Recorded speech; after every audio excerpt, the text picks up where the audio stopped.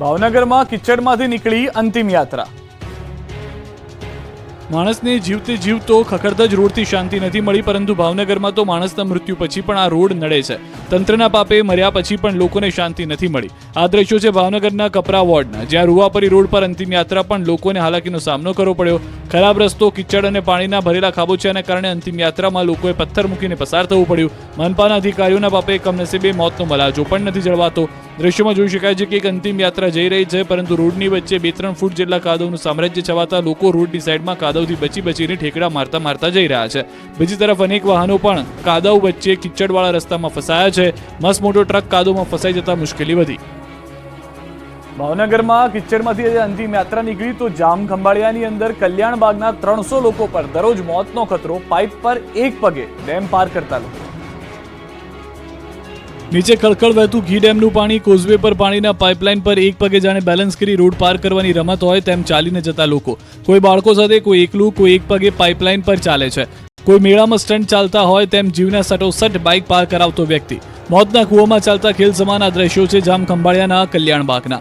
ખંભાળિયાના કલ્યાણબાગથી ઘી ડેમ તરફ જતો રસ્તો લોકો જોખમી રીતે પસાર કરવા મજબૂર છે। આ રસ્તા પર ઘી ડેમના પાણીનો પ્રવાહ વહે છે। તેના ઉપરનો કોઝવે પુલ વર્ષો પહેલા તૂટી ગયો છે। દર વર્ષે ચોમાસામાં લોકો આ રીતે રસ્તો પાર કરે છે। લોકોને જીવના જોખમે પાણીની પાઇપલાઇન ઉપરથી જોખમી રીતે પસાર થવા મજબૂર થવું પડે છે। 1-2 લોકો નહીં, આ વિસ્તારના 300 લોકો મોતને હાથમાં લઈને દરરોજ આ પાઇપલાઇન પરથી પસાર થાય છે। અહીં એક ભૂલ પણ માફ નથી। જો જરા પણ ચૂક રહી ગઈ અને પગ લપસ્યો તો સીધા પાણીમાં। આમ છતાં લોકો દરરોજ આ રીતે પાઇપલાઇન પરથી પસાર થાય છે। સ્કૂલે જતા બાળકો પણ અહીંથી જોખમી રીતે પસાર થતા જોવા મળે છે। ઘરે જવા માટે 9 કિલોમીટર ફરીને ન જવું પડે એટલે બાઇક ચાલકો પણ આ પાઇપ પરથી પસાર થાય છે, પરંતુ તંત્રના પેટનું પાણી હલતું નથી। શું જ્યારે કોઈ મોટી દુર્ઘટના સર્જાય ત્યારબાદ જ નવો પુલ બનશે તેવા સવાલો પણ ઉઠી રહ્યા છે। અમદાવાદનું ઢેઢાલ ગામ વગર વરસાદે બેટમાં ફેરવાઈ ગયું છે। જ્યાં જ્યાં નજર કરો ત્યાં પાણી જ પાણી। ગામની બજાર હોય કે ગામના ખેતરો, ગામમાં પ્રવેશવાનો માર્ગ હોય કે ગામની આંગણવાડી, જળ તબાહીના દ્રશ્યો છે અમદાવાદના ઢેઢાલ ગામના। બાવળા તાલુકાના ઢેઢાલ ગામમાં વગર વરસાદે પાણી ભરાઈ જતા ગામ જાણે બેટમાં ફેરવાયું। આ પાણી કોઈ વરસાદના નહીં પરંતુ ગટરના પાણી ફરી વળ્યા છે। બાવળાની ગટરના પાણી તળાવમાં આવતા તળાવ ઓવરફ્લો થયું, જે બાદ ગામમાં ગંદા પાણીએ કબજો જમાવતા ગામ જાણે ડૂબી ગયું। ગામની ચારે બાજુ પાણીનો ભરાવ થતા લોકોને ગંદા પાણી વચ્ચે રહેવા મજબૂર થવું પડ્યું। બજારોમાં તો 2 થી 4 ફૂટ જેટલું પાણી ભરાઈ ગયું। વાહનોના વ્હીલ ડૂબી જાય એટલું પાણી ભરાતા વાહન ચાલકો પણ પરેશાન થયા। ગામના ખેતરોમાં પણ પાણી ઘૂસી જતા પાકને નુકસાન થયું। ઢીચણસમાં પાણી ભરાતા ગ્રામજનો પરેશાન થયા। પાણી ભરાતા ગ્રામજનોનું જીવન હાલમાં પ્રભાવિત થયું છે। લોકોના ઘર અને આંગણવાડીમાં પણ પાણી એન્ટ્રી મારી છે। આંગણવાડીમાં તો રમકડા પણ પાણીમાં તરતા નજરે પડ્યા। સ્કૂલમાં પણ પાણી ભરાતા બાળકોનું ભવિષ્ય બગડી રહ્યું છે। ગામમાં પાણીની મનમાનીથી લોકો ત્રસ્ત છે, છતાં તંત્રના કોઈ અધિકારી અહીં ફરકતા નથી જોવા મળી રહ્યા, જેથી લોકોમાં રોષ ફેલાયો છે। આવતીકાલથી ફરી ગુજરાત પર મેઘો થશે ઓળઘોળ। ગુજરાતમાં 2-3 દિવસથી ઉઘાડ નીકળ્યો છે। ગામડાઓમાં પણ તડકો નીકળતા ખેડૂતોએ જરૂરથી રાહતનો શ્વાસ લીધો છે, પણ 24 કલાક બાદ મેઘરાજાના ધમાકેદાર નવા રાઉન્ડનું કાઉન્ટડાઉન શરૂ થઈ રહ્યું છે। હવામાન વિભાગે આગાહી કરી છે કે 24 કલાક બાદ ફરી વરસાદનું જોર વધશે। સતત 3 દિવસ ગુજરાતમાં સારો વરસાદ પડશે। નવસારી, વલસાડ, દમણ, દાદરાનગર હવેલી, ભરૂચ, સુરત, નવસારીમાં ભારે વરસાદની આગાહી છે। સાથે જ સૌરાષ્ટ્ર અને ઉત્તર ગુજરાતનો પણ વારો મેઘો કાઢવાનો છે। તો અંબાલાલ પટેલે પણ ખતરનાક આગાહી કરી છે। આગાહીકાર અંબાલાલ પટેલનું અનુમાન છે કે 8 થી 14 ઓગસ્ટ દરમિયાન સારો વરસાદ રહેશે। રાજ્યના ઘણા વિસ્તારોમાં સારો વરસાદ થઈ શકે। દક્ષિણ ગુજરાતમાં ભારે વરસાદ પડશે। ઉત્તર અને મધ્ય ગુજરાતમાં પણ મુસળધાર વરસાદ થશે। કચ્છ અને સૌરાષ્ટ્રના કેટલાક ભાગોમાં પણ ભારે વરસાદની શક્યતા છે।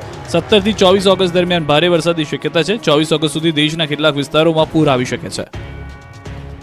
અમદાવાદ વાસીઓ હેલ્મેટ પહેરવાની આદત પાડી દેજો। પાછળ બેસનારે પણ પહેરવું પડશે હેલ્મેટ, હાઈકોર્ટે કર્યા આદેશ।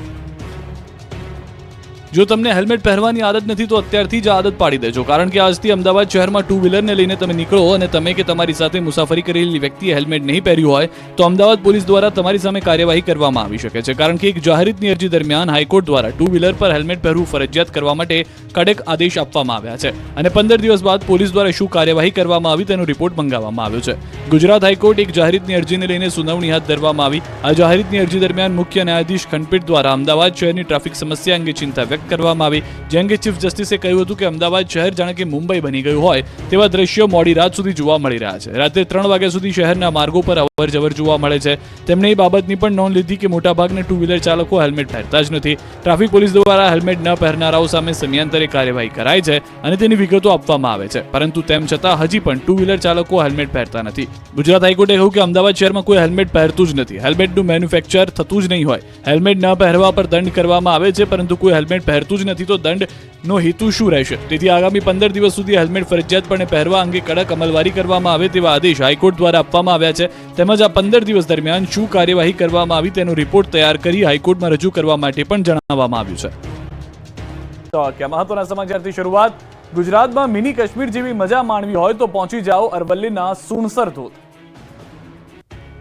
જ્યારે જ્યારે ચોમાસામાં કાશ્મીર યાદ આવે ત્યારે ઉત્તર ગુજરાતનું ખૂબ પ્રચલિત અરવલ્લીના ભિલોડા તાલુકાના પૂર્વમાં આવેલું સુણસર ગામ પહોંચી જાઓ. આ સુણસર ગામની પહાડી પરથી વહેતા સુંદર મજાના ધોધના સુંદર દ્રશ્યો સામે આવ્યા છે. ચોમાસાની સિઝનમાં વરસાદને કારણે પહાડીઓ પર કુદરતી નજારો જોવા મળ્યો.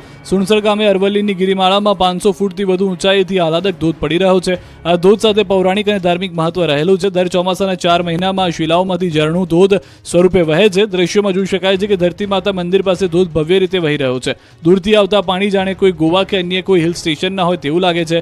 અહીંના પહાડોએ પણ જાણે લીલી ચાદર ઓઢી લેતા પ્રવાસીઓ ઉમટી રહ્યા. અહીં દૂર દૂરથી લોકો આવી રહ્યા છે અને પ્રકૃતિ અને ધોધમાં નહાવાની મજા માણી રહ્યા છે. તો શ્રાવણ માસમાં ભૂદેવો જનોઈ બદલવા આ ધોધના કિનારે આવે છે.